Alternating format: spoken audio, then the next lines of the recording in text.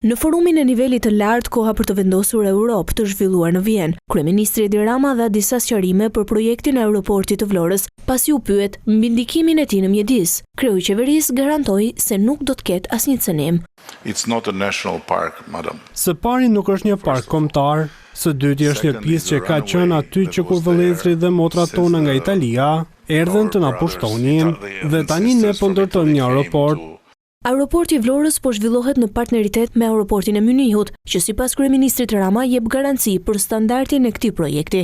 Strategic partner of that airport is the Munich airport. Partneriteti strategjik i atij aeroporti është aeroporti i Mynichut. Don't worry, will not be a harmful. Mos u shqetësoni, nuk do të jetë një operacion i dëmshëm, përkundrazi, do të sjellë përfitime për industrinë tonë turistike dhe do t'ju ofrojë edhe juve më shumë me Shqipërinë. Në këtë forum, kreu i qeverisë shqiptare ishte si i ftuar nderi, teksa moderoi dhe një nga panelet kryesore të konferencës, ku shpalosi perspektivën e tij dhe për zhvillimin e Europës në raport me kontinentet e tjera. Vendet e vogla sigurisht flasin më gjatë se vendet e mëdha, por kjo është një çështje barazie. Nëse shkon në Abu Dhabi ke një lider që është më i madh se jeta, dikush që jo vetëm e ka ndryshuar vendin e tij, por ka ndikuar në mënyrë pozitive në ndryshimin e madh në atë pjesë të botës.